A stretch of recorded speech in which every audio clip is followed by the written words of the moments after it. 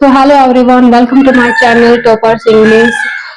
So my dear learners, in today's video we are gonna learn some of the basic advanced English structures which you can use in your daily life to improve your English speaking. So without getting delayed, let's get into the topic and do watch till the end for better understanding. So our first is atone for. Atone for means होता है प्रायश्चित करना. एटोन for means का मतलब होता है प्रायश्चित करना, जैसे कि अपने पापों का प्रायश्चित करना. इसके लिए स्ट्रक्चर यूज होता है subject plus have plus atone for plus object. ठीक है, तो यहाँ पे हमारा क्या स्ट्रक्चर यूज हो रहा है, सब्जेक्ट आएगा फिर have plus atone for plus object. Means atone for से पहले आपको क्या लगाना है, हैव.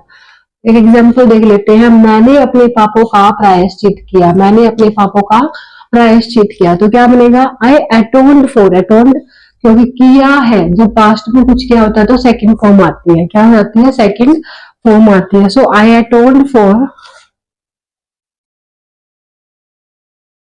तो क्या आएगा यहाँ पे, हमारी एटोन्ड क्या है, यहाँ पे सेकंड फॉर्म है. ठीक है, क्योंकि किया है तो मतलब पास्ट में. ठीक है, तो इसका मतलब क्या बनेगा, एटोन्ड फॉर माई सिंस. मैंने अपने पापों का प्रायश्चित किया. तो नेक्स्ट स्ट्रक्चर है little did I know that. Little did I know that. कई बार आप बोलते हो कि मुझे क्या पता था तुम ऐसे करोगे, मुझे क्या पता था तुम चले जाओगे. ठीक है, मुझे क्या पता था कुछ ऐसा हो जाएगा. तो इस टाइप्स के वाक्य को बनाने के लिए आप यूज करते हैं little did I know that.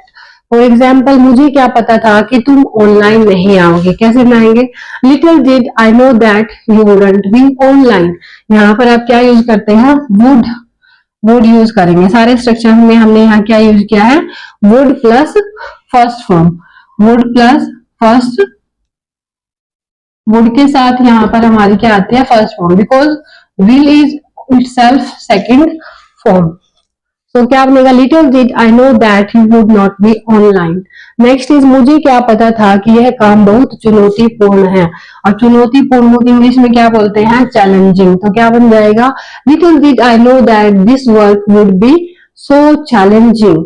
Next is मुझे क्या पता था कि वो मुझे बताए बिना ही चली जाएगी. How little did I know that she would leave without telling me. She would leave. Leave is also a first form. She would leave without telling me. Next is मुझे क्या पता था कि तुम मेरी पत्नी बनोगी. Little did I know that you would become my.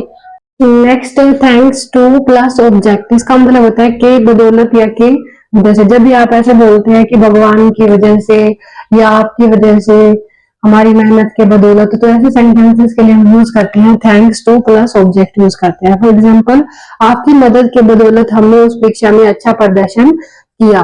तो thanks to your support, आपकी सपोर्ट की वजह से we performed well in that exam. Next, उसकी वजह से. उसकी वजह से, या तो आप क्या बोलेंगे, के बदौलत या उसकी वजह से. तो दोनों के लिए हम यूज करेंगे थैंक्स टू.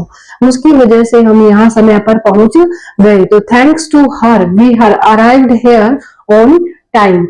नेक्स्ट है थैंक्स टू, आप नई तकनीकों के बदौलत हमारा जीवन अधिक सुविधाजनक हो गया है. तकनीक क्या होती है, हमारी techniques. So thanks to new technologies our lives have become more comfortable. So I hope ये सभी सेंटेंसेस आपको क्लियर हो गए हैं कि अगर जब भी आप आपकी वजह से बोलते हैं कि बदौलत, ऐसे सेंटेंसेस के लिए आप हमेशा यूज करोगे thanks to. At the expense of, इसका मतलब होता है किसी चीज को खोकर फायदा होना. जैसे कि मैं अपने परिवार को त्याग कर तुम्हारे साथ नहीं जाना चाहता हूं. तो I don't want to go with you at the expense of my family. ठीक है,